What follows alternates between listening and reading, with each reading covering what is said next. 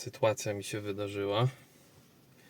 Zupełnie przypadkiem wyłączyłem telefon i po włączeniu go od nowa poprosiło mnie natychmiast o PIN do karty SIM. No i oczywiście nie mam tego PIN-u przy sobie. Mam go zostawionego w hotelu, co mi odebrało internet, no i jestem zmuszony trochę jechać po znakach. Żeby było gorzej, nawet nie mogłem włączyć telefonu, bo tylko jak odblokowałem klawiaturę, to od razu pyta się o PIN do karty. Całe szczęście, że wożę ze sobą taką spinkę, agrafkę, czy jak to nazwać. To sobie wyciągnąłem tą kartę SIM i telefon się włączył na tyle daleko, że mam dostęp do map. Co prawda są offline, ale przynajmniej mniej więcej mogę sobie znaleźć drogę. I tak chyba już jestem blisko, bo po znakach jechałem przez jakiś kawałek, już widziałem, że się pojawiają znaki na Alicante, więc powinienem dojechać bez większych problemów. Ale przestroga, bo to dobrze, że to się blisko stało i że mam opcję wyciągnięcia karty. To jest dobra przestroga, jakby ktoś sobie kupił taką kartę Pay As You Go i miałby podobną sytuację do mnie, mógłby utknąć. Nie daj Bóg, gdzieś daleko w głębiej Hiszpanii by był i musiałby się nawigować już tylko znakami, więc jeżeli ktoś nie umie tradycyjnie jeździć po drogach i bardzo polega na GPS-ie, no to mógłby mieć mały problem.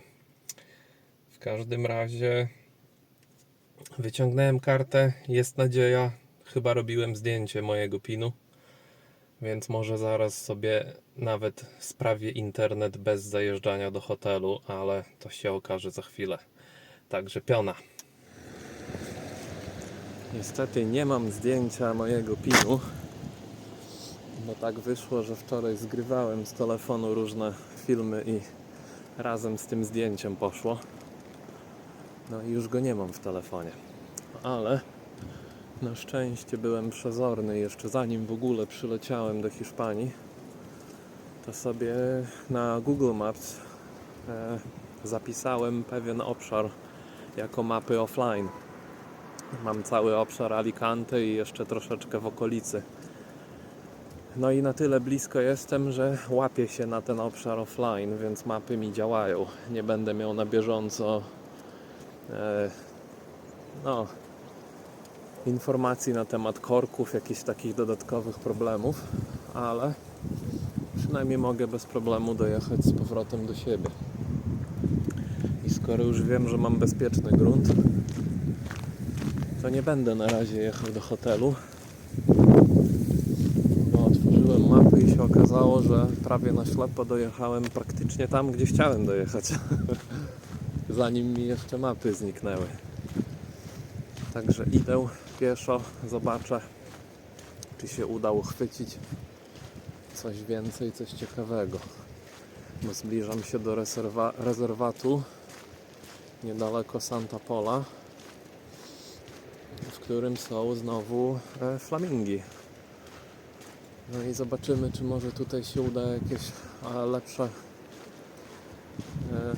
ujęcia zrobić, no bo tam ostatnio, gdzie byłem, no to masakra po prostu, tak daleko one były, że to trzeba mieć jakiś profesjonalny aparat z dobrym przybliżeniem, żeby dobrą jakość takiego zdjęcia zrobić, czy nagrać wideo. Może tutaj będzie inaczej.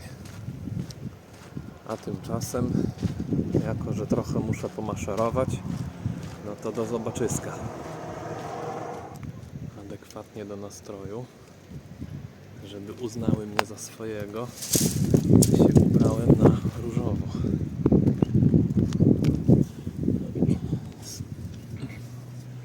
Stąd je o wiele lepiej widać. Są na tyle blisko.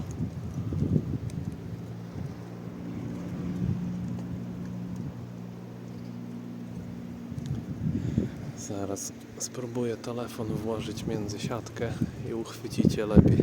Nie wszystkie są różowe, co ciekawe. Budziki chyba jeszcze nie nabrały tej barwy.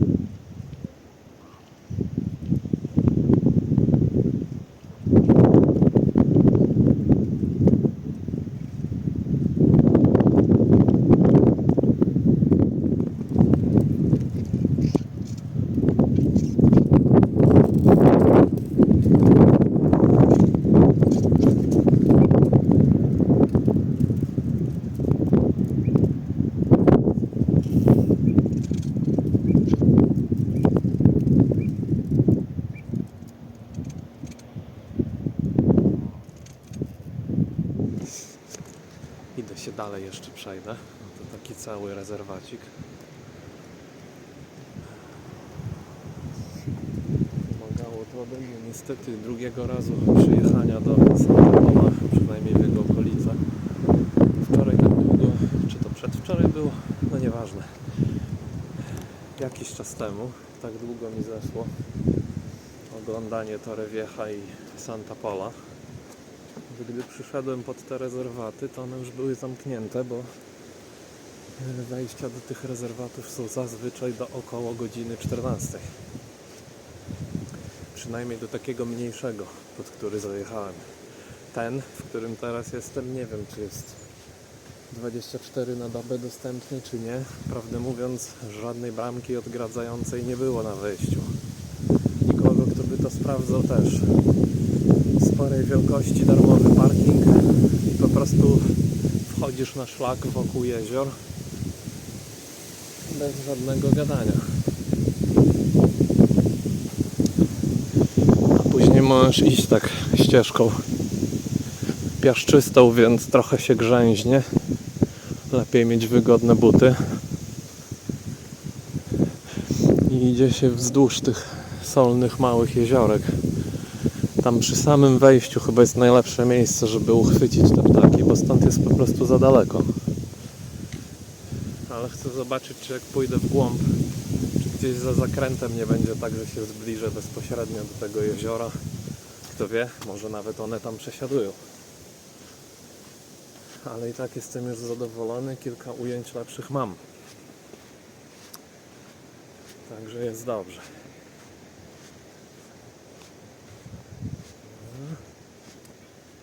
Ale jeszcze w jednym miejscu będę, gdzie one podobno występują. No mam nadzieję, że będę. Jutro mam plan się wybrać w okolice. Tutaj właśnie zaczyna się pod górę, bo tam jest za dużo ciekawych rzeczy do sprawdzenia. I nie wiem, czy się z każdą wyrobię. Więc być może będę musiał priorytetyzować. I pierwszorzędnie chcę się wybrać do Benidorm oraz bardzo prawdopodobne jest, że zajadę do Calpe. I właśnie w Calpe jest podobno jeziorko, w którym bardzo często przesiadują flamingi i są mega przyzwyczajone do ludzi, więc nie uciekają, nie płoszą się, a jeziorko jest na tyle małe, no może w taki sposób to określmy, że po prostu jest małe, że nawet kiepskiej jakości aparatem człowiek powinien być w stanie wystarczająco dobre zdjęcia w dobrej jakości zrobić, czy nagrać sobie wideo. A jako, że akurat będę w tamtych stronach, no to czemu nie? Od razu mogę zajechać i to sprawdzić. A jak ktoś będzie kiedyś odwiedzał te tereny, przynajmniej będzie lepiej wiedział, gdzie szukać tych flamingów, niż jeździć w ciemno.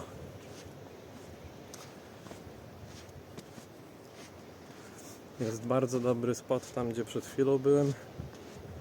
To jest ojeju, bardzo blisko plaży na południu Santa Pola. Tam będą na mapie widać takie tereny wodniste i od samego dołu, od południa się tutaj podchodzi. Zaraz obok plaży. Później może postaram się wstawić zdjęcie z tego i pokazać na mapie ten punkt, gdzie jest ten parking i jak blisko jest to wejście. Więc myślą o zwierzaczkach. Każdy sobie coś znajdzie. Tu na flamingach natrafiłem też na takie cudo. Trochę o roślinach, ale co ważne, jest napomknięte, że tu mogą być węże. Jeszcze żadnego nie widziałem, a szkoda. Choć nie jestem wielkim fanem węży, z chęcią bym jakiegoś uchwycił kamerą. Także w razie jakby ktoś tutaj spacerował, pomimo że pod stopami jest piasek, odradzam klapek, bo nie wiem sam, co to za węże, jadowity czy nie, nigdy nie wiesz, czy cię nie ukąsi.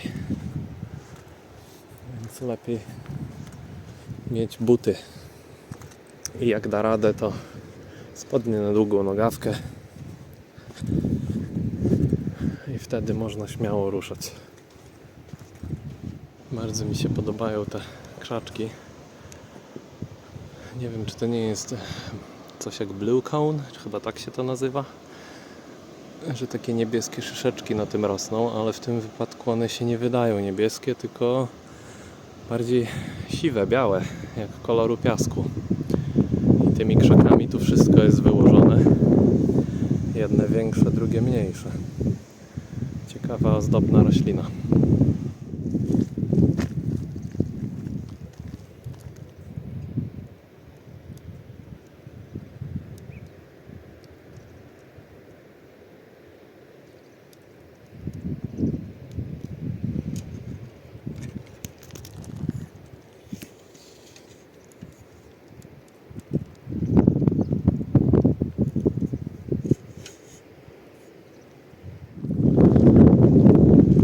Nazywa ten park, w którym można zobaczyć te flamingi w miarę blisko, aczkolwiek nie zawsze. Zależy, czy tu podejdą w miarę blisko tego płotu, co idzie wzdłuż. Tu prawdopodobnie jest darmowy parking oraz tutaj jak ta ulica idzie i tam jest lekki zakręt, łuk taki, to zaraz za tym łukiem jest cały duży parking betonowy, asfaltowy. Właśnie tam miasto jest, więc no jest gdzie stanąć tak naprawdę i bardzo mały kawałek się przejść. Więc ten parking jest niedaleko plaży Playa de El Pinet. Tam za rogiem byłem przed chwilą, a tu jest ten cały parking, zarówno tutaj wzdłuż, jak i ten cały teren, gdzie ta fajna Audica stoi. A gdzieś w tamtą stronę jest jeszcze plaża.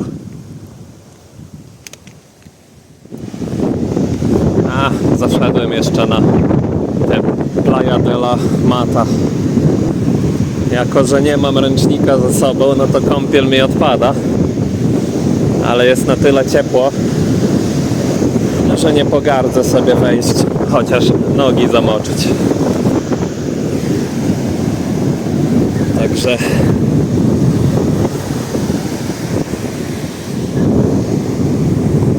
idę zmoczyć spodnie. Oczywiście żarty. Staram się w miarę te nogawki podciągnąć. Chociaż patrząc na falę, to coś czuję, że i tak się zamoczę.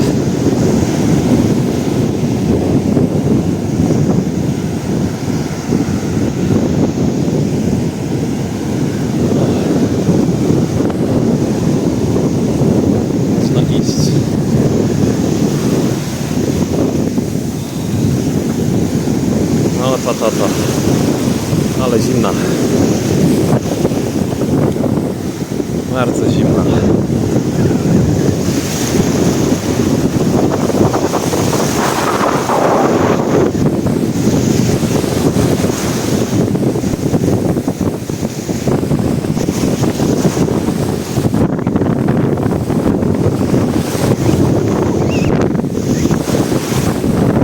Ktokolwiek tu mieszka, ma fazę.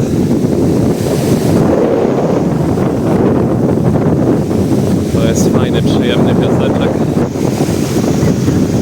i taka dość wzburzona woda. Ciekawe, czy ich nie podlewa czasami.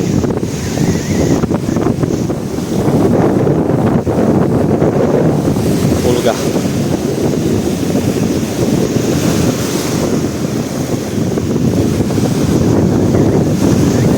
No jak taka większa.